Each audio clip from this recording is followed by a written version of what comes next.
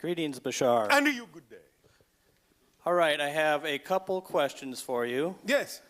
I recently read a book called Cosmic Voyage by Courtney Brown. Are you familiar with this book? Familiar enough. Okay, within it, it goes through the technique of scientific remote viewing. Yes. I was wondering two things about this book. One is, in the book, they reference grays quite a bit. Yes. And he contacts the Federation where there's a past gray group, there's a current, present gray group, and a future gray group. Yes, the Gray Federation. Yes. Yes. Are you part of the future gray group that he speaks of in there? Not so much exactly the grays, because we are hybrids.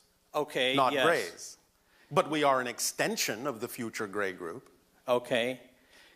One thing he talks about in there is how the grays are doing the hybrid program, and that's what people think the abductions are about, I guess. Yes.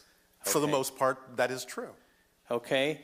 And then the scientific remote viewing seems fairly interesting, where you kind of leave your body and can explore Yes. all around. Yes. I was wondering if you have any comments on, or tips, I should say, for somebody, like a crash course, I would say. You want to crash? A crash course while you're floating in around? scientific remote viewing.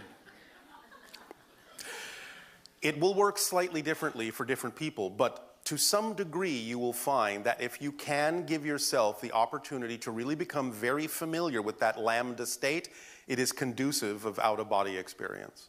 Okay, thank you. So you might want to really immerse yourself in that frequency and see what happens. That's what I was thinking when you were going through that. And also, do it when you are about to go to sleep. Okay. Because then you are preparing, in a sense, to detach and expand your focus beyond the physical world. So the lambda frequency might be able to guide you into the type of lucidity that you might require in the so-called dream state to allow you to know that you are dreaming. And once you know you are dreaming, you are, in a sense, out. Now I find when I start to realize that I'm dreaming, I wake up. The lambda state can help you stay in that state. Okay. Now I'll move on to my second question. I recently got a 3D printer. Oh, all right. And trying to come up with some very interesting ideas of things to make. Yes. And I have heard you speak of your cone within an upside cone idea. That's a very, very basic version of the space-time antenna. There are more sophisticated versions. Right. So with just the plastic that you can use in a 3D printer, yes, I was wondering if you thought if there is an interesting shape to make. Besides the one you just described? Yes. Or what to do with it. All right. Well, yes. If you wish, you can create what is typically referred to on your planet as a Merkaba. Okay. A tetrahedron pointing up, interpenetrated by a tetrahedron pointing down. Each side of the tetrahedron being made as what you and your science calls a Sierpinski gasket. Okay. Do you understand this term? I was looking up pyramids, and I saw a Sierpinski pyramid where it was pyramids making a pyramid. The idea is if you take an equilateral triangle and then you put another equilateral triangle in it upside down, and then in all those spaces put another equilateral triangle that fits, and another, and you keep doing that smaller and smaller and smaller, yes, you have a Sierpinski gasket. In a sense, what you're doing is creating a fractal antenna. Okay. And if the tetrahedrons, which are made of equilateral triangles, yes, 4 of them, are made with Sierpinski gasket equilateral triangles, and you have another one pointing down, interpenetrating through it, so that you essentially have a 3-dimensional 6-pointed star. Yes. That is a more sophisticated format for the space-time antenna. It forms, in a sense, the bones of it. Now, making it out of plastic may not necessarily allow it to perform as it needs to, but you could certainly use it as a mold. What is an ideal material? A conductive material. Okay. such as copper, will do to give you some effects that you can begin to measure until your understanding becomes more sophisticated. So what do I do to, what kind of tests do you do? What would you put, like a wish inside of it and A wish? focus on it? No. You actually give it a little bit of an energy boost with a battery. With a frequency. Yes, and then you see what happens in the output. And so you test different frequencies. You do. I have tested resonant frequencies and transformers before. Is the idea to find a resonant frequency where it actually starts to buzz? Yes. Okay. And that will tell you something about the wavelength and the frequency that the particular space-time antenna you've built will operate on, and how you can use it to magnify and amplify the small amount of energy you've put into it to get a greater output than you put in. And what would I be looking for as an effect? Greater output of energy. Oh, a greater output of energy, as in like a free energy device. Well, in a sense, you're tapping into higher frequency energy and allowing the space-time antenna to act as a step-down transformer so that it will translate into your reality in a frequency that you can use, like electrical flow. Okay. And nothing to do with like kind of a wishing machine? No. Okay. No. For that, for a wishing machine, you what need would a you well. do? A well? Yes. Okay. A gravity well. Well, one interesting thing that I came up with was a pyramid, and supposedly the king's chamber of the pyramid is the power point of the pyramid. Yes, and that is also what was used to allow initiates to experience out of body. By going and lying in the chamber that is created of certain proportions, and you allow yourself to go into the gamma state and the lambda state, the box acts as a magnifier, the chamber acts as a magnifier to focus and reflect and amplify that vibration to allow those initiates to have experienced out-of-body travel, which is what the priests mostly used to gather the information that they needed in order to create sophisticated technologies. And so to use this device, what I created was, I called it a post-it note wishing pyramid, where a post-it note with your wish could be slid into where the king's chamber location is. And do you think that that is kind of a valid idea for a wishing machine, and how would you operate that? If you can truly identify with the paper and the wish therein as a simulacrum or representation of you in the box, then yes, but we wouldn't necessarily again call it a wishing machine. Okay. Because the idea is that it's not about having a particular expectation, it's about opening up to the organizing principle of synchronicity to bring you what you need, but it can amplify that manifestational experience if you don't put too many conditions on it. Okay. Yes? Yes. All right. Does that help? It does help. My wish that I've had in there is for good news to be abound. I just gave you a lot of good news. You did. Well, thank you so much, and I know there's other people that need to speak. All right. Thank you. I appreciate you, and I do think of you as a mentor. And all of you to us as well in a variety of ways you can't even imagine. Thank you so much. Thank you. Hi,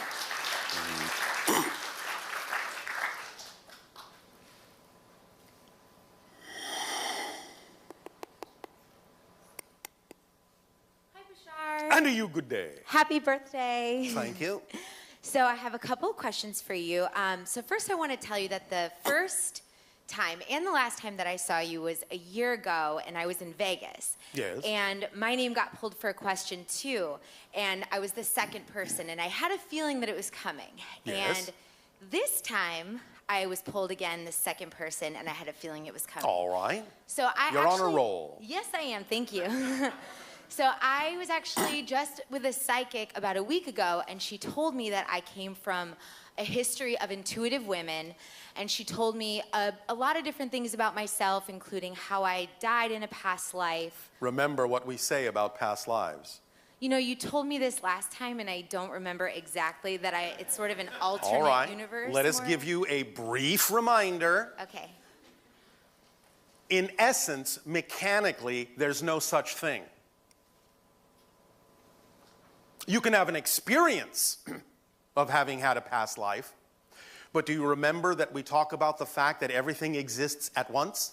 Yes. So if everything, and I mean everything, exists all at the same time in different vibrational frequency domains, but they all exist simultaneously, that means everyone does too.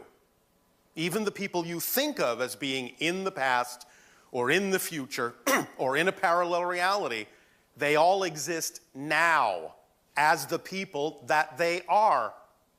So you have never been any of those other people as a person. From the oversoul perspective, of which all the different people are extensions, only the oversoul can say, yes, I am that person, and I'm that person, and I'm that person, and I'm that person. But from the personal level, you are your own unique extension of that oversoul, just as other people are. You might go back to the same oversoul, so to speak, as another person, but you still have your own personality, and you've never been another person.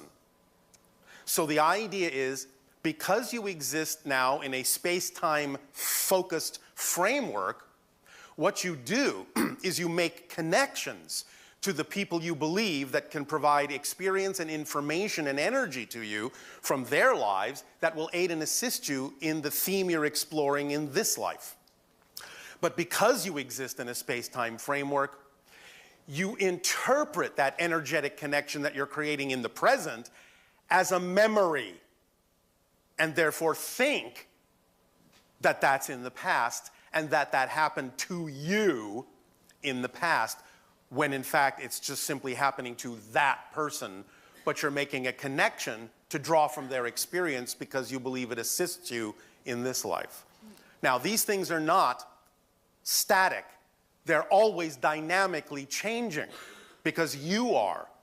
So to use your colloquial language, you actually don't have the same past lives necessarily from moment to moment to moment, because you're always unplugging and plugging in and unplugging and plugging in and unplugging and plugging in as you need to.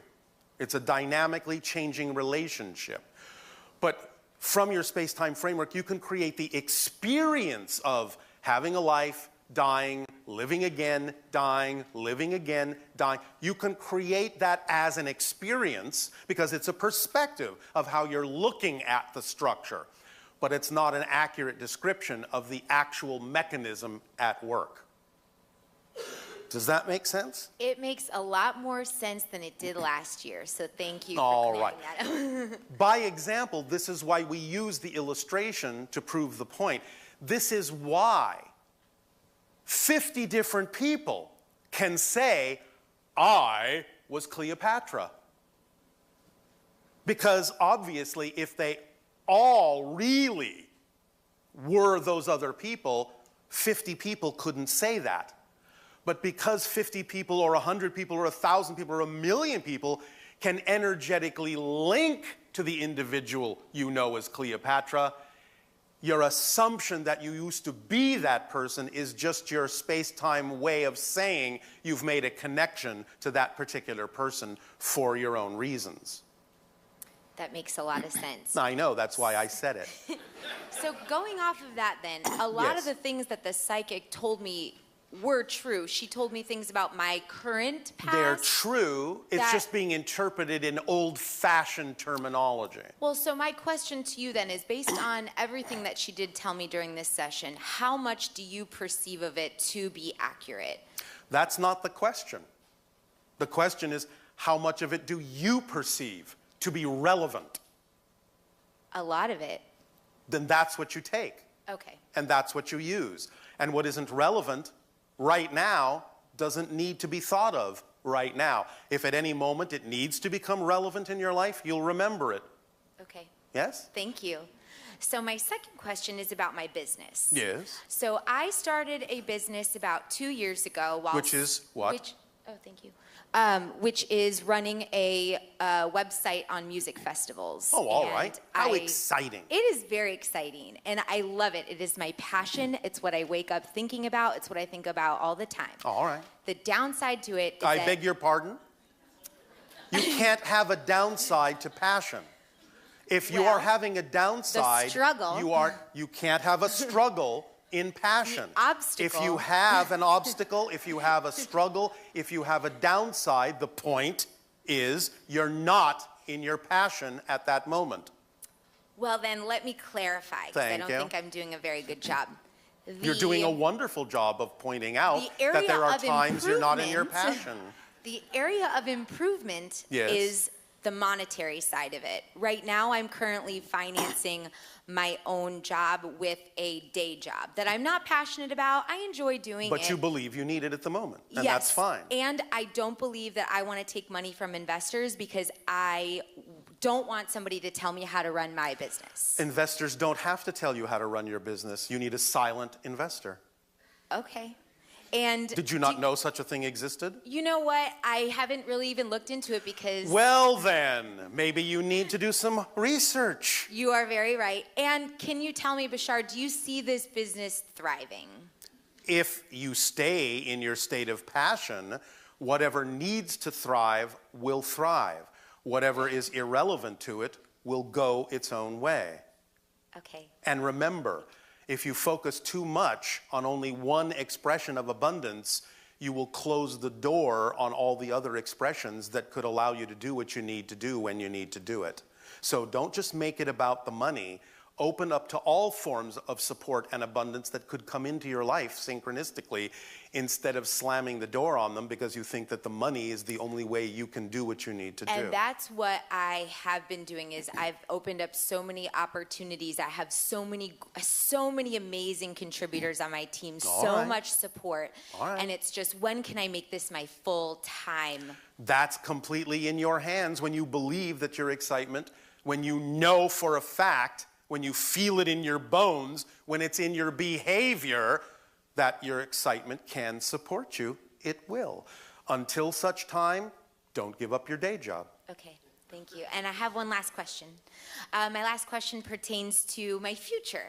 I was hoping that you could... You mean a probable future? A probable future, You do yes. know there's no such thing as a prediction of the future, yes? Yes. All right. So my probable future... A probable future. A probable future. So I believe that I have found my twin flame, and I want to hear some feedback from you. Can you comment on this? Is this energy that I'm feeling correct? Do you understand that you might be using an outdated definition of twin flame? Yes, because I am taking the definition from my psychic, who you've told me the past life expression that she uses may be a little inaccurate. Anyone at any moment who reflects to you the most important things you need to know about yourself to become more of who you are is at that moment your twin flame and your soulmate, even if they're your enemy. So yes, we understand that there can be arranged flames in the way that you are expressing it, and to some degree, the information and experience that you may get out of interacting with such an individual will serve you if you use it in the way that it needs to be used in all relationships. That you are given what you need to be more of yourself, and that you give what they need to be more of themselves. Then for as long as both of you or all of you are willing to grow in that understanding together, then you will continue to reflect what you need to one another. If for some reason that should stop on the part of anyone in the relationship, then you might need to find another flame at that moment. Got it. So, attract all the flames you want, just don't burn yourself. Sounds good. Thank you, Bashar. You're welcome.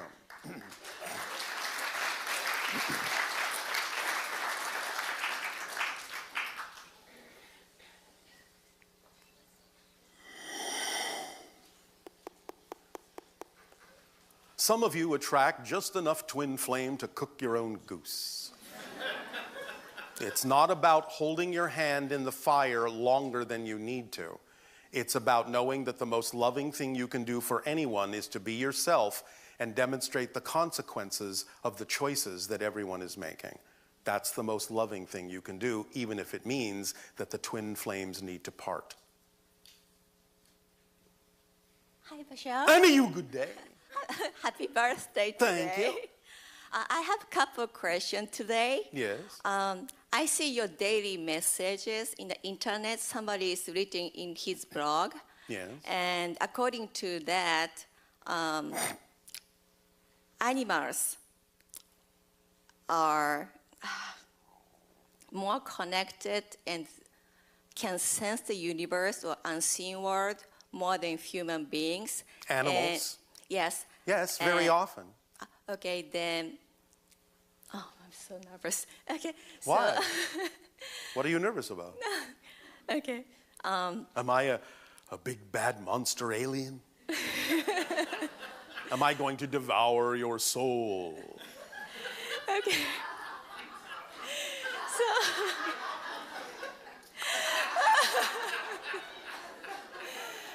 Okay. Okay. Okay. So. I've eaten you up and spit you back out. Okay. Are you okay now? Yes, I'm okay. Thank you. All right. Okay, so they can sense more universal unseen world more than human beings. Not that you are not capable, it's just that they don't let the idea of the kind of thought processes that humans let get in the way get in their way. So you're just as capable. That's not what's being said. Okay. It's just that many humans have been taught to overthink things instead of really using the same kind of sensory apparatus that you all have and that animals have, but they don't get in their own way. Mm-hmm. Do you understand? Yes. And also, according to the blog, the animals are living here with us for save the human beings to save of human beings. But we must produce the animals, we eat the animals. Sometimes, sometimes not. It just depends. Okay. Just understand that you have to have a positive relationship, a respectful relationship, if such a thing is being done, so that you understand that as you are eating, you are being eaten by nature. Do you understand? Yes. When you take something into your body, that thing is taking you into its, because you become in a relationship with that. So it must be done respectfully in order to get the real benefits from it, if you do it at all. Yes. Now, as you evolve, you may stop doing it, but you don't have to force yourself to stop. You have to follow your natural body consciousness at whatever level you're at in order to sustain yourself. Yes. So it's not about forcing yourself to be more spiritual, which is an oxymoron. It's about letting it unfold in a natural, organic way. Yes? Yes. Does that help? Yes. But we must produce the animals, and some animals are so suffer. They don't have to suffer, no. Okay. Why should they have to suffer? I don't want to make them suffer. Well, so then don't. I'm vegetarian. Then I don't eat meat. That's up to you. So, but what can we do to make a peace and harmony to all the living creature, like nature and the You animals? can take whatever actions you are capable of taking to stop animals from suffering. Okay. And you can also take what actions you need to stop yourselves from suffering. Because remember, it's kind of that you're expressing a turnaround of what you call the golden rule. What you're willing to do to yourselves, you'll do to anything else. So when you create suffering within your own being, because you hold on to negative belief systems about yourselves of unworthiness and non-deservability, then feeling so badly about yourselves, it's a very small step toward making others feel badly, because you've had the saying on your planet for quite some time, misery loves company. So stop being miserable by giving up your negative definitions about yourselves, and then you will know there is no need to create any other form of misery anywhere in your reality. So start with yourselves, end the suffering within your own being, and express compassion for those that may still be creating suffering within their being and their reality experience. And bit by bit, you will change things. Yes? Yes, I understand. Yeah, thank All you right. so much. Thank you so much. Well, thank you. Okay, that's all. Yes, I know. Thank you.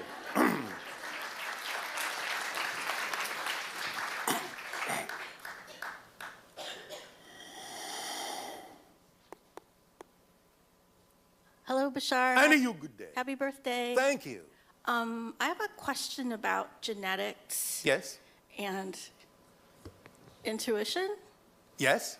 I've been taking a course on beginning genetics at Stanford. How exciting. It's fun.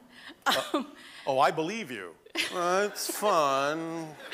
Anyway, I've been one of the exercises in the first part of the course was putting together if your mom and dad had certain genes, whether the trait would come through because whether it was recessive or dominant. Yes. So I was thinking, I wonder if intuition is carried along the genetic line. Yes.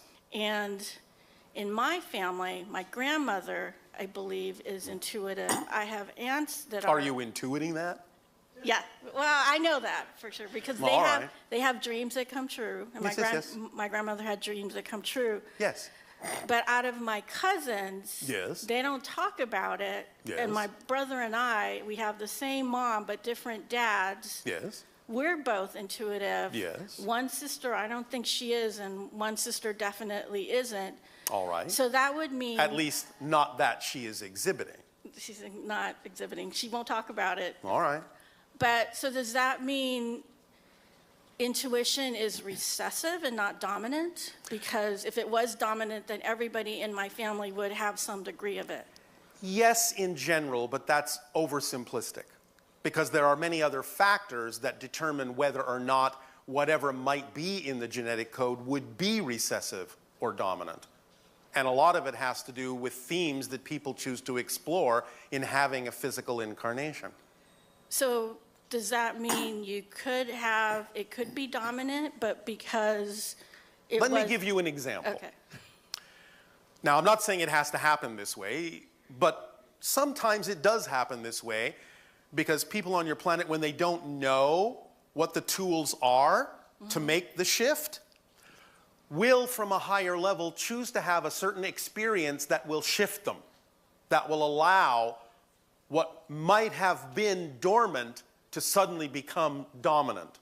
So, for example, you hear stories where people do not express or experience the idea of any kind of psychic functioning throughout most of their lives or a large part of their lives, and suddenly they are in what you call an accident.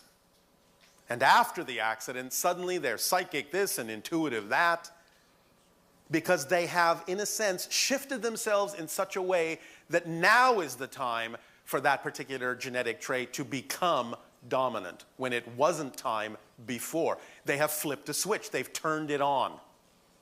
Always the potential was there, but it may not always be turned on. It may be somewhat dormant. And only when the timing is appropriate do they then create a scenario that allows them to flip that switch. So that may or may not happen in someone's life, but that's usually an indication, since they didn't exhibit it before and thus exhibit it after the accident, that it's always been there, it just wasn't switched on.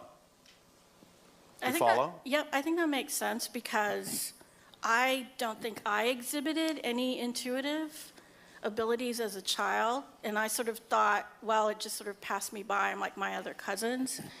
But then after 2012, it sort of went into overdrive. All right, well, you took advantage of the idea of that ending of one cycle and the beginning of another to switch it on. Right. Without necessarily having to damage yourself to do so. Right. And so my other question related to that is my brother told me a couple years ago, and you've told me that I have hybrid children and everything. Yes. And he was visited. Yes. But I don't get, and he and my other two sisters were visited, and we don't live together because we had separate families and everything, but. Yes. That doesn't stop them. No, I know. Did they choose us because we have intuition? You chose yourselves to be part of the program, and they chose you because you have certain kinds of genetic factors that are required for the creation of the template that would allow the hybrids to be built on that template that would give them some of those particular traits, yes. But he was visited, where I Yes. don't remember my visitation That's all right, you don't have to. except I sort of remember it being beamed up, and I actually thought I was astral traveling at a young age, and I didn't realize I was actually being abducted. But All right. Yes. but I don't think they have children, Doesn't matter. but I do. Doesn't matter. So how does that make sense with the There genetics? can still be people who have certain genetic traits that can be added to the template, whether they themselves have children or not. Not everyone participates in the hybridization agenda in the same way. Some people don't necessarily give their DNA in that sense, but they have certain energy vibrations that will allow them to teach the hybrid children how to assimilate into your society more smoothly. So why were they visited? Why did they have the visitation? Well, there may be a number of different reasons. It can be for the extraction of genetic material. It can be to bring someone up to the ships to teach the children to create a class. It can be for a number of different things. And so they took my DNA, but they didn't take theirs, but there could have been other reasons But why. they can still read their frequencies. Oh, okay. It doesn't have to necessarily always be physical DNA to be able to incorporate a particular frequency of energy into the overall template. It just depends on what's been chosen and what's needed. Because my brother's theme is he's really into Billy Myers, which sort of, like me, came, I think, later in life, too. Yes. Which is sort of interesting. Anyway, so my third question, final question is, you always talk about dreaming and how your civilization, I forget what you call it, is in some dream state. Yes, we live in a dream state lucidly because we understand that physical reality is also just a dream. So I was wondering, because all of my ET alien experiences have happened in a pure waking state. Yes. And I don't remember, or I must be dreaming, but I don't have any experiences, or I don't remember my dreams. That's all right. That's okay? That's okay. Do I need to try to, because I'm like, maybe I need to try to get into this lucid state? Well, there are many ways to achieve that. Again, you can become simply lucid in the physical dream, if you wish, How do I do that? by following the formula. Act on your highest passion to the best you're able with zero assumption as to the outcome. But what would it mean to be, so you would be lucid but awake, not dreaming? You are dreaming right now. No, I know, yeah, but So become lucid in this dream means you understand that physical reality and experience and perceive physical reality to be a dream, an extension of your consciousness. I sort of think of that anyway, because I have such It's like, not about thinking about it. It's actually about experiencing it that way. well, I have a sort of a wild, crazy thing with ETs and aliens anyway, and it's fine in my waking state, and I always wonder if it would get even weirder if my dream state, so I'm actually fine with just having it in my waking My state. strongest suggestion would be don't worry about it. Okay. Just follow your passion to the best you're able. No insistence on a particular outcome. Everything that needs to happen that's relevant for you will happen in perfect timing. You're overthinking it a bit. Thank you. I do that a lot. All right. All right. Thank you. Thank you.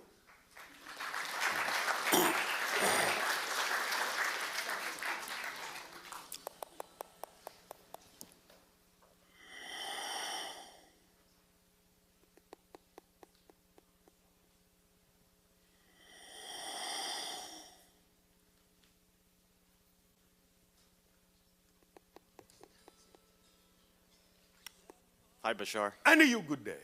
I have to say it's an honor and pleasure to speak with you today. For us as well to speak with you. So, my question is, I recently spoke to my higher self directly, All right. and they asked me You're to, doing that right now anyway, but Yes. go ahead. and they asked me to ask myself 2 questions, Yes.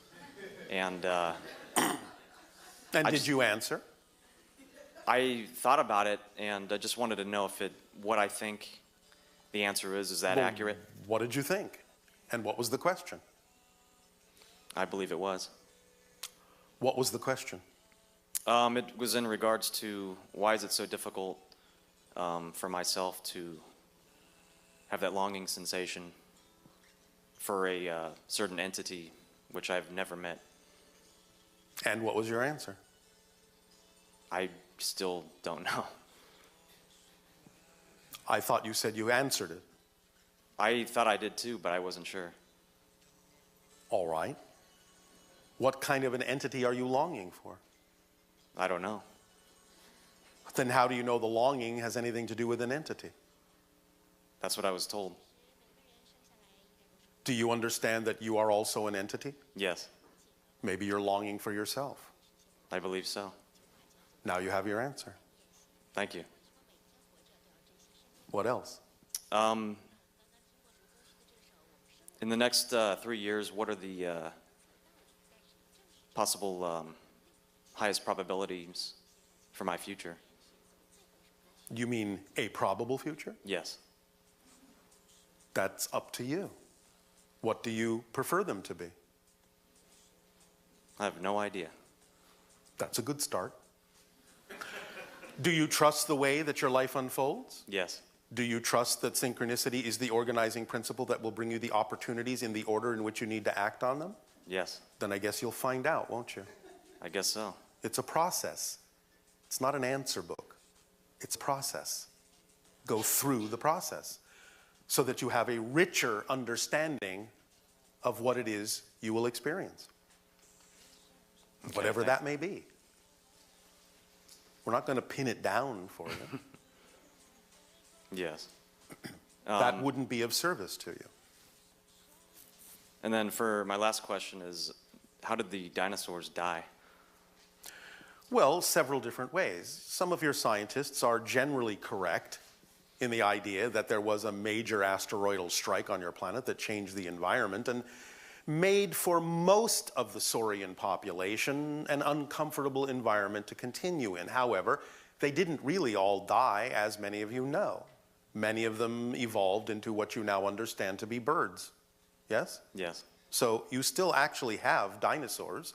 They're just now avian dinosaurs. I see. So was it an asteroid that? There was an asteroidal impact. In fact, there have been several.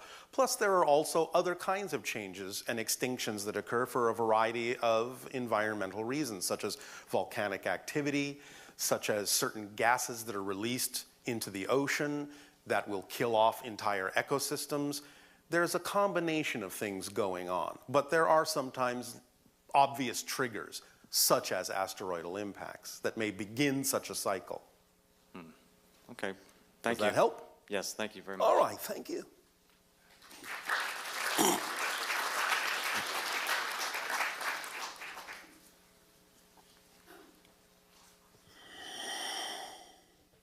Hi, Bashar. Anna, you good day.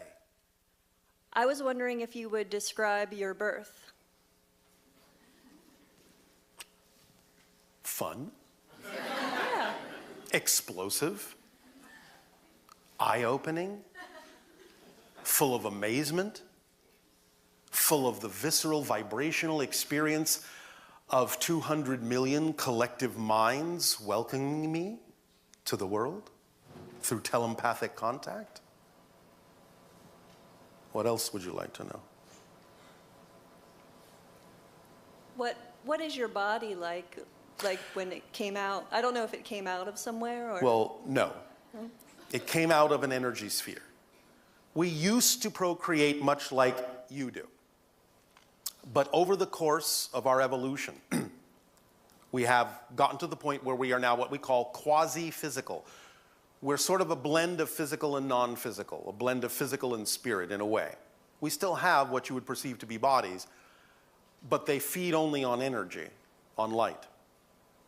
When a birth in that sense is agreed upon, then between the individuals that are forming the relationship to create the avenue or the conduit for the birth, an energy sphere is created between them in the air. How many individuals? That depends. It can be many. It can, depends on what's going on. An energy sphere is created, and within that energy sphere, a body begins to form. Then consciousness will associate itself with that body that has agreed to experience the incarnation. and then it will be born. And at what you call about age 3, it is relatively still small, but a fully formed individual that can go wandering the world seeking what it needs. And does your quasi-physical body could it do yoga poses we could only dream of? Is it extremely flexible and? Yes, it could. In fact, I can pass my own arm through my torso. Wow. Can you detach your arm and give it a massage? Some individuals can, yes. Only some? Well, it's not relevant for everyone to do so. Remember that we operate on pure synchronism, which means only the things that are relevant for an individual to experience are what they experience in life. And it may not be relevant for the theme that they're experiencing. Not everyone has to have the same abilities. In fact, it would remove individuality if we did. Do you all have the same beliefs? We all have the same general knowledge of how existence works. So we can see the nature and structure of existence. That's what we're describing to all of you. We're not sharing a philosophical point of view. We're actually describing an instruction manual for how reality works. We can see the structure of existence. So we're just describing an observation to you. It's not really a belief. So you don't really have any beliefs? We do have belief systems that work temporarily for a variety of different reasons. If we wish to have certain experiences that belief systems have to go hand in hand with, but it really goes beyond that because it's really more about knowing, which is above and beyond believing. Okay, I have another question. Yes? Sometimes when a negative emotion comes up, Yes? I just say, well, there must be a positive reason. Exactly. Or I might say, well, everything is ultimately okay. Yes, but that doesn't mean you should ignore it or gloss it over, because it is there for a reason. And the primary reason that you might experience what you're calling a negative emotion is to find out the negative definition that's giving rise to it. Because emotions can't exist on their own in a vacuum. There has to be a definition you're buying into as true in order to experience the emotion that results from the definition. So you can use the emotion to trace it back and find the definition by asking the question, what would I have to believe is true about myself in this circumstance in order to feel what I'm feeling? That's what having those emotions are for. You own them, you acknowledge them, and you understand that they're representative of something that you're buying into that you believe is true. Find out what the definition is, because if it's out of alignment with who you prefer to be, you need to identify it in order to let it go. And once you let it go, then your energy will change and the emotions you experience will change. It always works in this direction. First you have a definition and you buy into it as a belief. That generates emotions, thoughts, and behaviors.